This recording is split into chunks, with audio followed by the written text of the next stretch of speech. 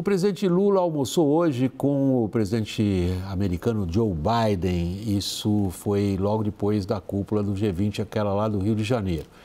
E segundo a Casa Branca divulgou em comunicado, ambos, Lula e Biden, discutiram a situação da Venezuela, também no Haiti e o combate à fome. E anunciaram um acordo envolvendo produção de energia limpa. Reportagem de Rodrigo Monteiro. As medidas vão acelerar a implantação de fontes de energia menos poluentes. Já seguindo a agenda climática, além de mudanças na indústria e na manufatura. O acordo também vai expandir o desenvolvimento da cadeia mineral de ambos os países. Segundo o governo brasileiro, outros países podem fazer parte das ações promovidas. Mais cedo, durante a sessão do G20, o presidente dos Estados Unidos pediu um aumento nos esforços para combater as mudanças climáticas. This is the single greatest existential threat to humanity if we do not deal with climate change.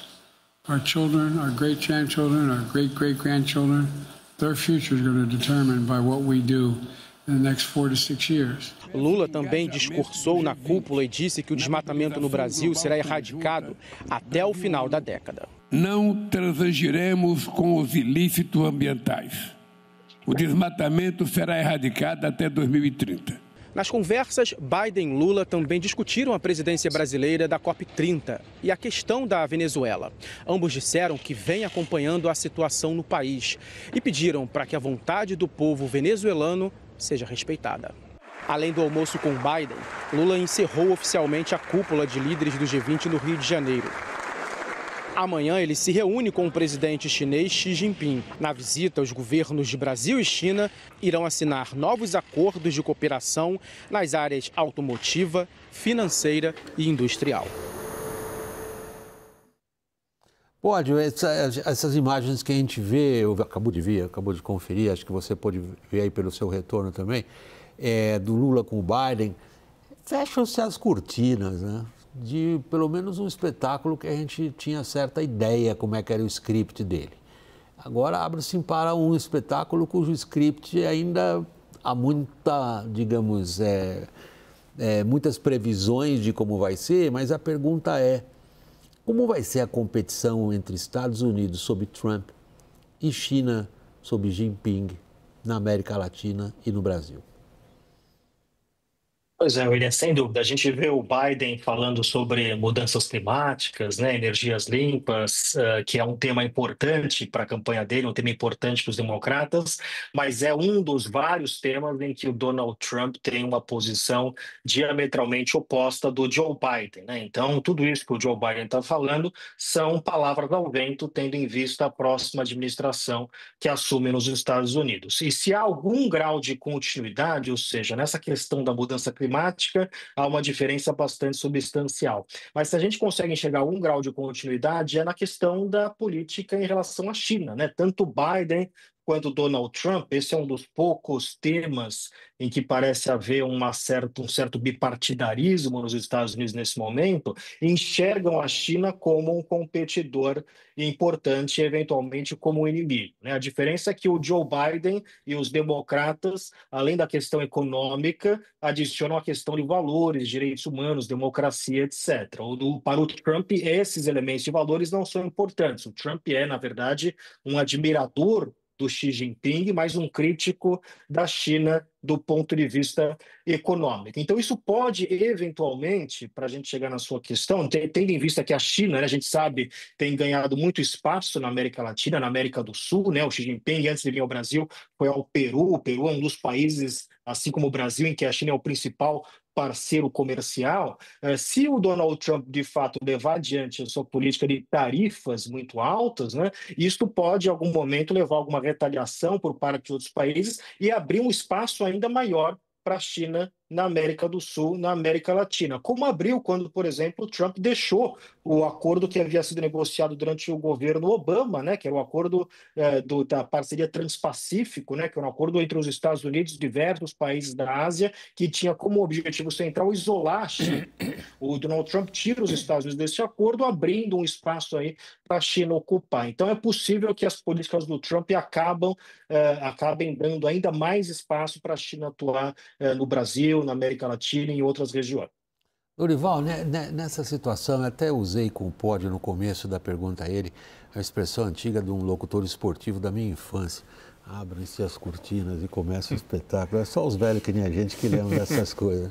Tempo que a gente ouvia. Você é corintiano, mas não ouve futebol no rádio. Eu ouvia futebol no rádio, tá? Então, vamos lá, Dorival, vamos ao sério. A coreografia desse espetáculo é de enorme relevância. Às vezes a gente vai para os aspectos das declarações, do que foi colocado no documento XYZ e a coreografia conta mais. Na questão China-Estados Unidos, nós aqui no WW estamos dando a mesma volta que a gente dá quando discute política fiscal do governo Lula. A gente discute e fica procurando o que tem de novo naquilo. Algo nessa coreografia coloca um elemento novo no que você mesmo já vem dizendo em relação às questões que abrangem a posição do Brasil frente à China e frente aos Estados Unidos, um em relação ao outro? Sim, sim. Há um curioso alinhamento em algumas questões entre o Lula e o Trump, né?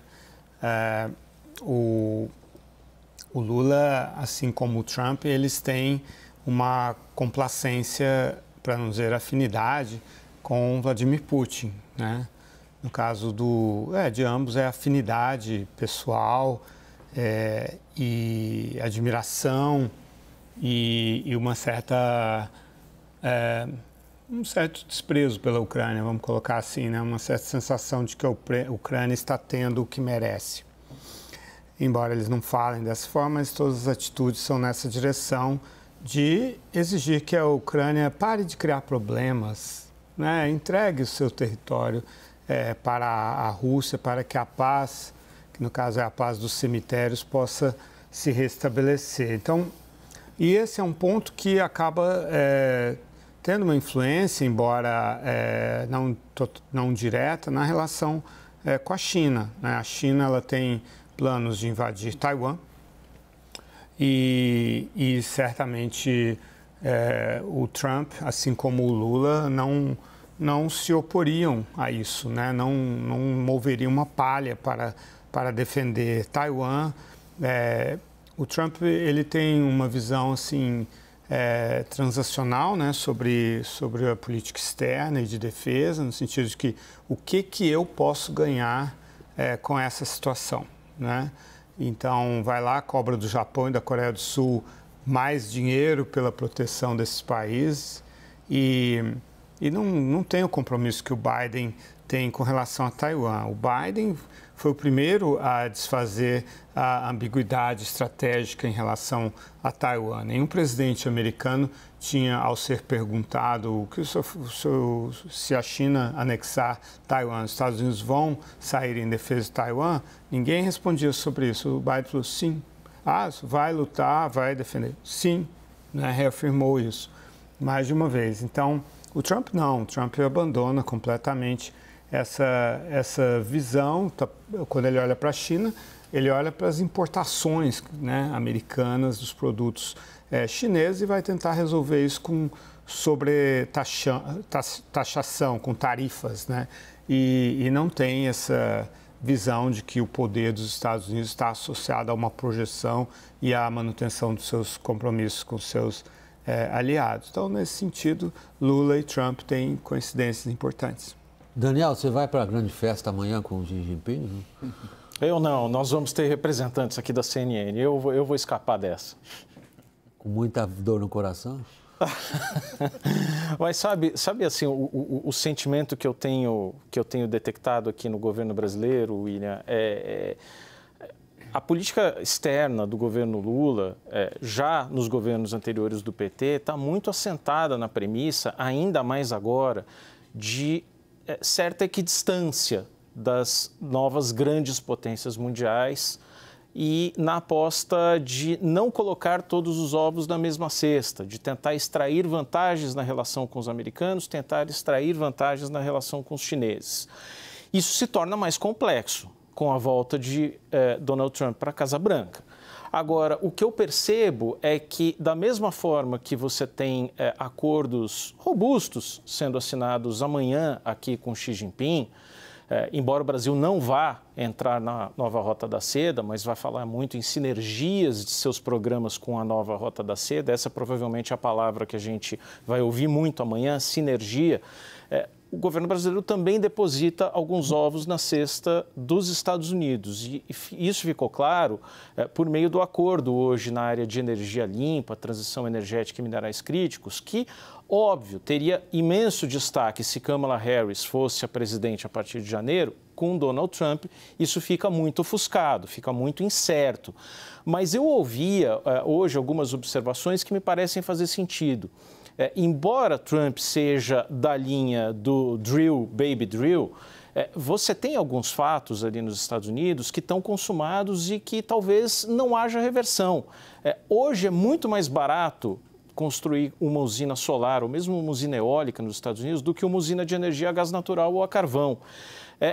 4/5 dos condados americanos que são mais beneficiados pelo Inflation Reduction Act são dominados por republicanos. Então, também seria um certo tiro no pé Donald Trump rasgar toda a política de transição energética. William, eu como... Assim, minha área de especialização é política brasileira e passei a Uma área aprender. bastante ampla.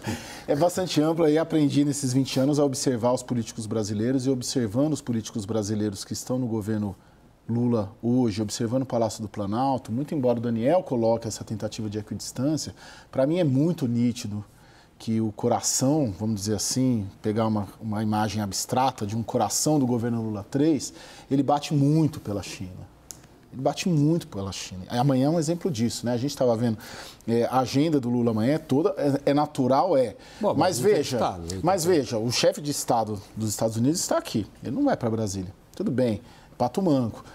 O Xi Jinping está vindo aqui, está vindo para Brasília. Vão assinar mais ou menos 30 acordos bilaterais. Ou seja, sempre que a China vem para cá, ou sempre que o Brasil vai para lá, neste governo, é uma festa muito grande, assim, é incomparável com as relações e as trocas que tem no âmbito pessoal com os americanos. Isso porque Lula e Biden, em princípio, se dão, né, em termos de diplomacia presidencial, né? Os dois têm origem muito próxima aos sindicatos ali, né? O Biden tem essa preocupação com os sindicatos, mas assim, o coração do governo Lula 3 bate pela China e amanhã e quinta-feira a gente vai ver isso muito claramente. Pode, para finalizar nesse nosso segmento do WW hoje, o que o Trump vai fazer com o Brasil? Eu acho interessante, né, com base no que foi comentado, né, que pode abrir uma possibilidade aí para um afastamento do Brasil com relação aos Estados Unidos, o que levaria, por outro lado, a uma aproximação com a China, né, que tem a ver, né, com uma certa preferência aí por essa relação com a China. Mas é importante a gente lembrar, William, que, claro, a gente olha os dados de comércio, né, e a China tem aumentado muito seu comércio bilateral com o Brasil. Porém, o que é menos comentado são os investimentos diretos externos, né? Os chamados investimentos IEDs, né? Investimento externo direto, que os Estados Unidos estão muito à frente da China quando se trata desse tipo de investimento. Os Estados Unidos têm quase 20% de estoque de investimento externo direto no Brasil, a China não deve chegar a 1%, ou seja, é uma distância muito grande nesse sentido, que o Brasil não deve se afastar, né? Então, acho que tem uma questão aí que é importante, que é a relação entre as sociedades norte-americana e brasileira, que vai além dos governos. É que o Donald Trump não liga muito para a América Latina, não liga muito para o Brasil, que a agenda do Trump para a América Latina é uma agenda muito fixada na questão de migração, a despeito até mesmo do seu novo secretário de Estado ser alguém de origem latina. O Brasil deve continuar sendo negligenciado na política norte-americana, como foi pelo Joe Biden, né? Eventualmente aparece aqui a colar o Brasil. Joe Biden veio aí aos 45 do segundo tempo visitar o Brasil, quase que ele se torna um dos poucos presidentes americanos ao lado do Donald Trump a não visitar o Brasil durante a sua presidência. Então, portanto, eu não creio que deve haver grandes mudanças de relação bilateral, mas a postura do Donald Trump pode sim fazer com que o Brasil, por conta disso que os colegas discutiram aí, aproximar ainda mais o Brasil da China.